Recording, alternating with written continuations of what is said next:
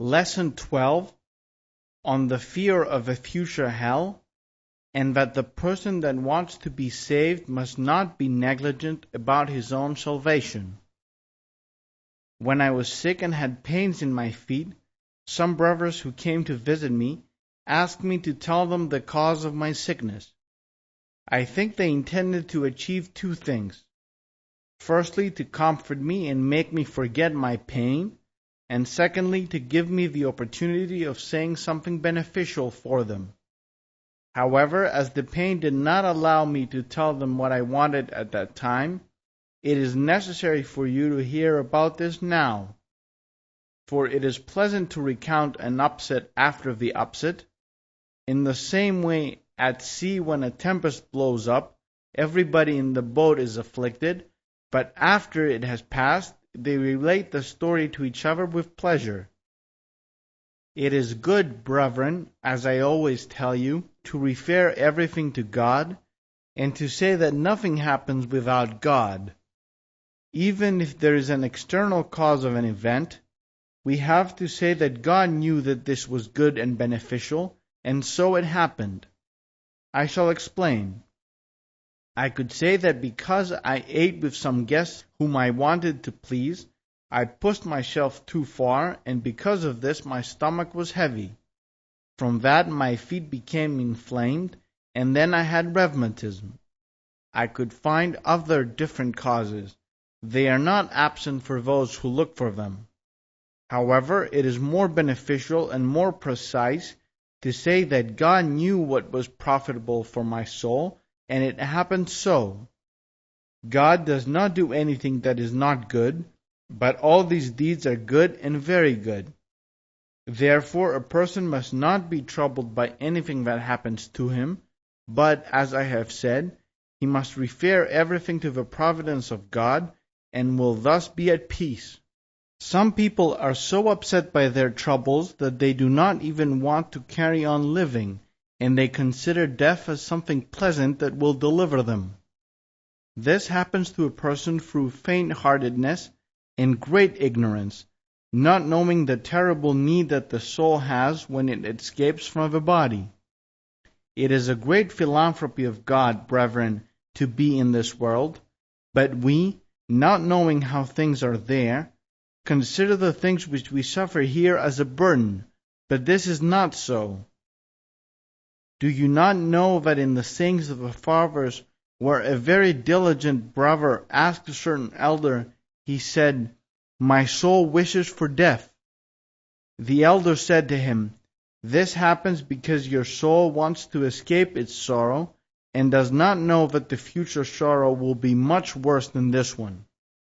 Another brother asked the elder, saying, "Why is it that sometimes when I am sitting in my cell, I feel fatigue and loss of hope?" The elder said to him, "Because you do not yet know either the comfort we expect or the future hell. If you knew those properly, even if your cell was full of worms so that you could not avoid being submerged in them up to your neck, you would put up with it without feeling fatigue and loss of hope. But we seek to be saved while sleeping, and thus we lose our courage in time of affliction. We must rather thank God and consider ourselves blessed that we are worthy to be just a little afflicted here, so that we shall find comfort there." Evagrius said that the person that prays to God to leave this world sooner, whilst he is still full of passions, seems like the person who asked the carpenter to immediately destroy the bed of a sick person. Through the body, the soul escapes from her passions and is comforted. It eats, drinks, sleeps, lives with others, and it is with friends. When it gets away from the body, it becomes alone with its passions, and therefore it is always held by them, remaining always with them and burning from the annoyance of them, and it is broken by them so that it cannot even remember God, for the remembrance of God comforts the soul, as it says in the Psalms, "I was mindful of God, and I was made glad." However, the passions do not allow even this to happen. Shall I give you an example of what I'm saying? Let one of you come, and I will lock him in a dark cell. He will not eat, drink, sleep, or be in contact with anyone for 3 days. He will not sing, not pray, and not remember God at all, and he will learn what his passions are doing to him. This is what it is like whilst we are still here. How much worse will it be when the soul escapes from the body? It will be delivered to the passions and will be alone with them. How many things the miserable soul has to suffer from the passions. From how we live in this life, you can understand the future affliction. When a person has a fever, what is it that burns him? What kind of fire? What wood produces this fire? If someone happens to have a weak body, a body of bad temperament, is it not the bad temperament that burns him up and always disturbs and troubles his life? It is also like that with the soul that is under the dominion of passions. It is always damaged, becomes wretched from its own evil state. It always keeps the bitter memory and the afflicted inhabitants of the passions that always burn and inflame it. Also, brethren, who can describe those terrible places where the terrible punitive bodies which are incorruptible create such a great affliction for the souls, the terrible fire, the darkness, the awesome chastising powers, and the innumerable tortures mentioned in many ways in the Holy Scriptures? All of them correspond with the evil actions of the souls and their bad thoughts. As the saints receive illuminated places and angelic gladness related to their good actions, so in the same way sinners receive dark and gloomy places, full of horror and trouble, as the saints say, "What is more terrible and more pitiful than those places to which the devils are sent? What is more bitter than the hell in which they are punished?" Yet the sinners are also punished with the devils, as it says, "Depart from me, you cursed, into the everlasting fire prepared for the devil and his angels." St. John Chrysostom speaks of something even more terrible when he says, "Even if there was not a river of fire and terrible angels, still men are called, and some are praised and glorified, whilst others are banished in dishonor, not being able to see the glory of God. Surely that shame and dishonor is more bitter than any hell. Is there any sorrow greater than the deprivation of so much good? Then the conscience lames, and the memories of all we have done will be worse, as we have said before, than countless and unheard of punishments. The soul remembers everything that happens here, as the Father said, words, deeds, remembrance, none of them will be forgotten. It says in the Psalms that in that very day his plans perish. This means the thoughts of this world, for example, about houses, fields, parents, children, and all transactions. All these are lost when the soul escapes from the body, and the soul remembers none of them or worries about them. What the soul has done with regard to the virtues and the passions, it always remembers, and none of that is lost. If a person has done some good to someone, or a person has been good to him, it remembers the person who did the good and the person who received it. Likewise, if someone has injured a person, or if he himself harms another, the soul remembers all this. The soul, as I have said, forgets nothing concerning the actions, but keeps them all after it leaves the body, and remembers them all more clearly and precisely when it is freed from the earthly body. One day we discussed this with a certain great elder, and he said that the soul, after escaping from the body, remembers the passion it submitted to, the sins, and the person who had committed them with. I suggested to him that it is perhaps not so, but that perhaps the soul remembers the habit it reached through the actions of sin. We stayed arguing about it for a long time, wanting to clarify it. The elder was not persuaded, maintaining that the soul remembers even the type of sin, the place, and the person with whom it was committed. If this is so, we are in a worse condition if we are not taking care of ourselves.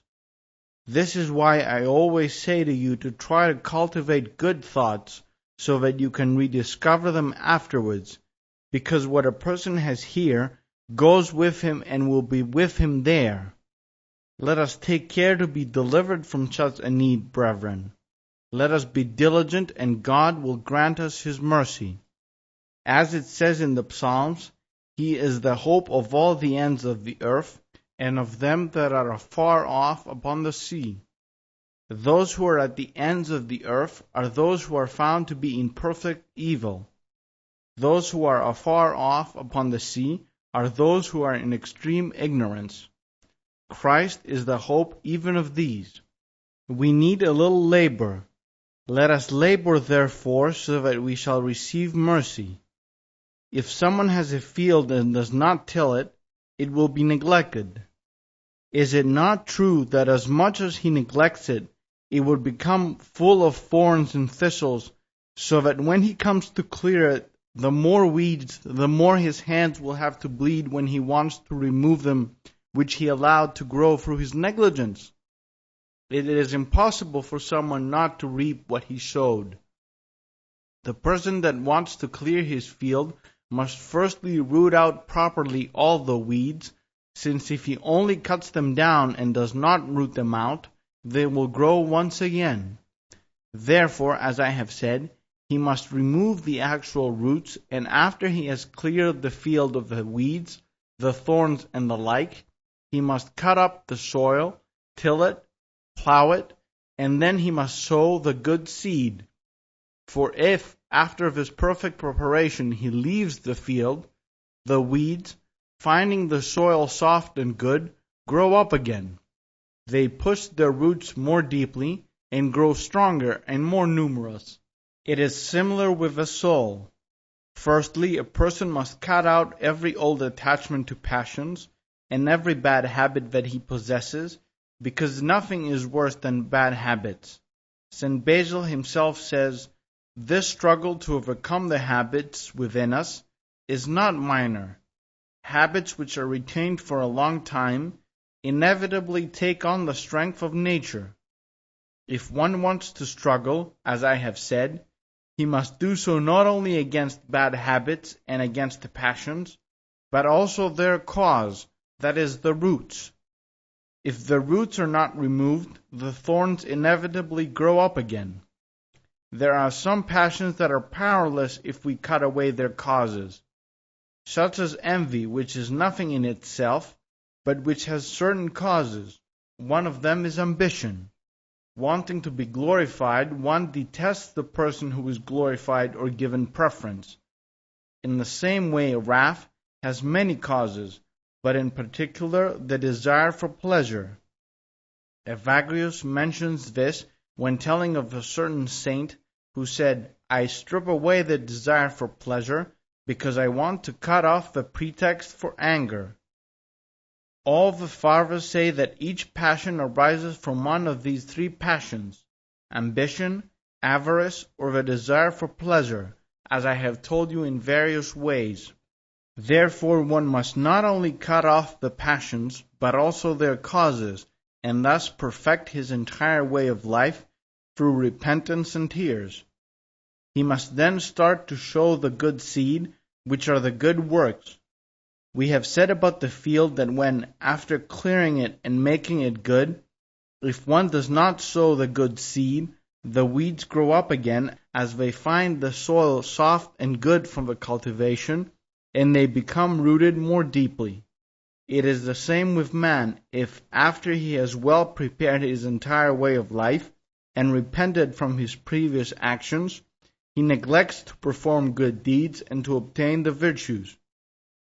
Then it happens to him, as it says in the Gospel, when an unclean spirit goes out of a person, he goes through dry places, seeking rest, and finding none, he says, "I will return to my house from which I came." And when he comes, he finds it swept and put in order. Then goes he and takes to him 7 other spirits more wicked than himself, and they enter and dwell. And the last state of that person is worse than the first. It is impossible for the soul to remain in the same condition. It will become progressively better or worse. That is why the person that wants to be saved needs not only not to perform evil, but also to do good, as it says in the Psalms, "Depart from evil and do good." It is not merely said, "Depart from evil," but also "do good." That is to say, if someone used to be unjust, he must not only cease from injustice, but exercise justice. If he was recklessly wasteful, he must not only cease from that, but practice temperance. If he was irascible, he must not only cease and give up his anger, but obtain gentleness. If he was emboldened, let him humble himself. This is the meaning of "depart from evil and do good." Each passion has its opposing virtue. Pride has humility, avarice has charity, wastefulness has temperance, impatience has patience, wrath has gentleness, hate has love, and in short, every passion, as I have said, has its opposing virtue. I have said this to you many times. We have lost the virtues and put the passions inside us instead, so we must struggle not only to be rid of the passions, but also to regain the virtues and reestablish them in their own place. The virtues have been given to us naturally by God. When God created man, he implanted in him the virtues, as it says, "Let us make man in our image, after our likeness." He said, "in our image," because God created the soul incorruptible and possessing free will. It is also said, "after our likeness," because of the virtues. It says, "Be merciful, just as your heavenly Father also is merciful. You shall be holy, for I am holy." Again the Apostle says, "Be you kind one to another."